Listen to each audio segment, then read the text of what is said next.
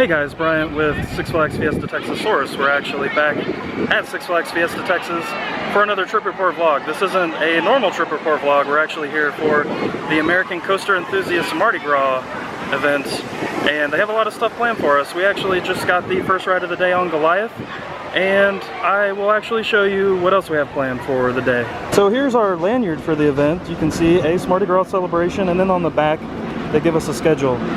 So we did our event registration. We just did the first ride on Goliath. At noon we're going to do a Thunder Rapids construction tour, and as long as it's allowed I will film that for you guys. At 4:30 we're going to participate in the parade. Well, we'll line up to participate for the parade. 5 p.m. group photo. 5:30 we'll be in the parade. They're going to do a special dinner for us from 6 to 7, and then when the park closes we get exclusive ride time on Iron Rattler. They also have set up some VIP seating for us for the live shows, so we're going to see Vinyl Countdown and also Vibe as well. One of the new things that they did since we've been at Mardi Gras Festival are all these cool little paintings. So it's like a painting and it tells you history about it. So all of this relates to Mardi Gras in some way, shape, or form. And they all seem to be hand painted, which is really cool. This is the brand new bridge that I told you about in the previous videos that they're building for celebrate the new fireworks show, and it's getting more and more elaborate each time we come. So pretty excited to see what this is going to do and how it's going to be involved in the show.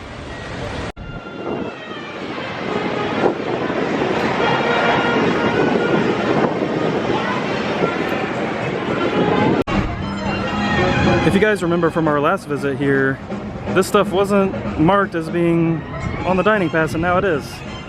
So I'm kind of glad I came back, because now all of this stuff is actually a meal on the dining pass, and then if you want one of the desserts, it is a snack.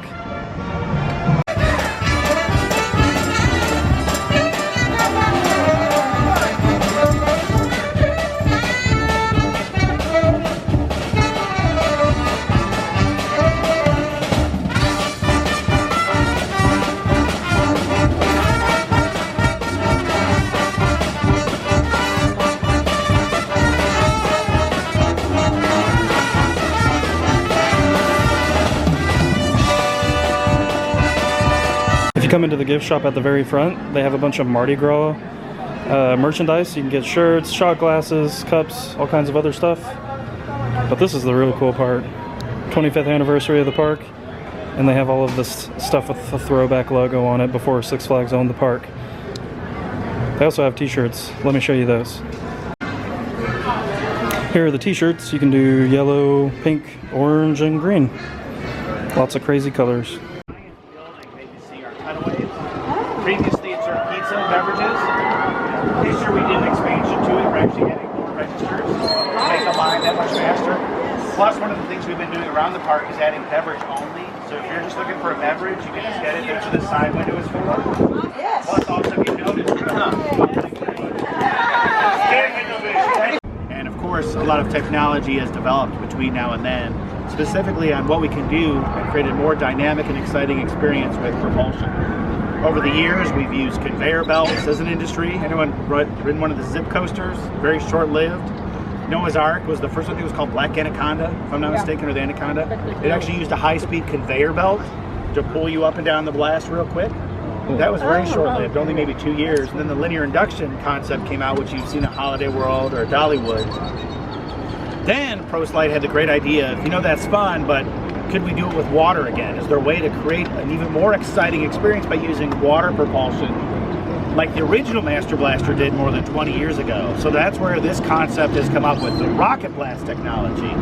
But unlike traditional blasters that we use 1 or 2 sheets of water at the bottom to push you up a raft, I know a few of you do. How many blasters do we have just on the first uphill section?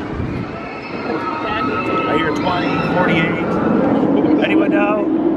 Just alone in the first uphill section, that blue side that you see right there, we have 86 blaster nozzles. Wow. 86! And it's designed that way to give you ultimate maximum thrust at steeper angles going up the hill. So like traditional blasters that you kind of lurch and it kind of barely gets you over the top of the hill, we can create a really neat, fast, exhilarating experience. And how many times do we do that on this ride? Not once, not twice, not 3 times, not 4 times, but 5 blaster sections on this ride, including a very fun camelback early on. So we're taking all that we have learned basically in blaster technology over the past 20 plus years and put it all together with the latest and greatest water park innovations. So not only do we have really cool blaster sections and drops, but also for the first time in our country, it's being integrated with the saucers that you see behind us. There's 4 different saucer sections, and we'll get up close and personal with them in a little bit. And they're also the steepest of the saucers yet to date. So where most blasters and most water slides that you go on, the hills can be fun, but the turns are somewhat slow. No longer. It is truly a NASCAR style experience on a water slide. So you will haul with high banking forces, almost like what you experience on the Epic Iron Rattler. When you hit those overbank turns, they're just tons of fun. Well, how do you introduce that type of exciting turn on a water slide? That's it. You introduce the saucers, and there are 4 different saucers on this ride. Certify the ride and practice, basically get what we believe it's going to be. So some of the data that we're about to share may change slightly based upon how the ride actually performs when it goes through its certification process. Right now, the high requirement is 48 inches for an individual rider. You can right now also be accompanied by an adult. I believe it's down to 42 or 44 inches. So it does bring a lower height requirement if you're accompanied by an adult. We had questions about just overall weight. Right now, the single rider weight is $300. 300 pounds. Yeah, we're gonna charge by the pound, kind of like baggage. It's roughly 300 pounds for a single rider. Roughly right now, 500 to 600 pounds ish for a raft. So there will also be a single rider line.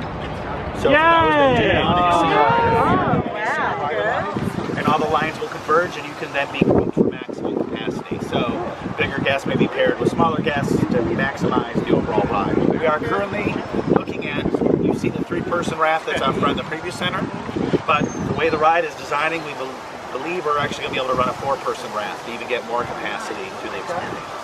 The entrance will go that way. When you exit, you're actually going to switch back around this tree and come back in. So this is where you'll be meeting your group. Also all the rider responsibilities and regulations, but just a nice area that if you want your picture taken before you ride, America's first rocket blast water coaster, this is it. The pumps that you see use more energy than any other ride ever in Fiesta, Texas history. We've had to put an entire separate run just to power this ride. That's how powerful those motors are at the pump. Again, just to reiterate, each pump that you see is for 1 uphill blaster section. So 5 uphill blaster sections, 5 big boy pumps. That's correct. That's why it's called a rocket blast. There's a reason that name is what the technology is called. There is a pinch point over here that we're going to walk to, so watch your step. We're going to get up and close with our first saucer so you can see the elevation change and just a little bit more about the technology. On the side. So it's actually on the outer part, it's not on the inner part of the slide wall. And then there's a similar groove as you're about to go back into the slide. Make sure the wrap's in the correct position when it's re-entering into the tube. Put it in gauge before it goes to the blaster section. The other question was about some of our other slides. As you guys saw on the itinerary, we're eating dinner with ACE, but we decided to do lunch on our own. And since they put Mardi Gras food on the dining pass, I went ahead and got the muffaletta, and that comes with voodoo chips. It looks super awesome. All right guys, just finished the muffaletta with the voodoo chips. Super delicious. That sandwich was awesome. I can't believe I just had that at a Six Flags park. That's kind of how I'm feeling about it right now. So if you guys come out to Mardi Gras Festival and you have a dining pass, definitely check that out. That's probably the best thing I've had so far besides the beignet. Since they put the Mardi Gras food on the dining pass, I went ahead and got the beignet again since it was good last time. And when you use your snack to get the beignet, you get a lot. If you guys watched our last dining pass exclusive where we did the sampler, you saw that you only get 1 or 2 of these. Well, when you use your snack, you get almost a meal of them. I'm probably gonna be full after this. We just signed the release forms for the parade, basically just stating rules and guidelines to follow. And then once we do that, we get dressed up in our parade attire and get assigned to a float. And I think we're gonna go through bead throwing training. Yes, that is a thing, and we are going to do it. That's what I thought it was. It's great. I enjoyed it. I was starving. I enjoyed it. I rode the trolley. I'm doing it too. Mask. We gotta get our mask. We gotta get a mask.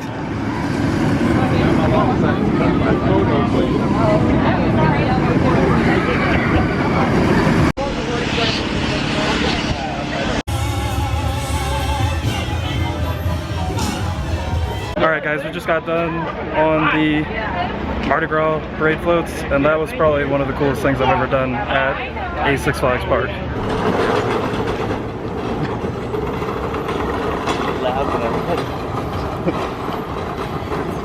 Stopping on the ground, pretty sure. I like how they catch the light too. Yeah. Cool. Alright guys, we just finished up the day here at the American Coaster Enthusiast Mardi Gras event, and I've got to say, what a great event. Really fun. The staff in the park was overwhelmingly nice and attentive, and the tour that we got of Thunder Rapids was fantastic. The parade was... Sorry, someone's running around my car in a circle. The parade was fantastic. Participating in the parade was probably the coolest thing, like I said, that we did. We just finished exclusive ride time on Iron Rattler. That was really awesome. And that's going to do it for me at Mardi Gras Festival. I really hope it comes back soon. I think it's a fantastic event. The food was much better today. If you guys are worried about the dining pass food situation, they've resolved it. Everything is on the dining pass. You have meals, you have snacks, so come check it out. And as you've probably seen, we now have a Twitter, so make sure you check us out on Facebook, Twitter, and Instagram, and our main website. You'll see updates from us about videos, projects. You'll see updates from the park. We also are going to post, if we haven't already, by the time you see this video, we're going to post pictures from the Thunder Rapids tour if you want to see pictures of that as well. And just some more Mardi Gras Festival pictures, some nighttime pictures. They came out really great. This park looks great at nighttime, even though I'm not sure they're really open for Mardi Gras at night. But either way, it looks really good. So we were lucky to get to see that as well. We're heading out to ZDT's really soon, so watch out for that video. Really cool, awesome small park. And that's going to do it. I will probably be back at this park in May, so stay tuned for more videos then. Thanks, guys.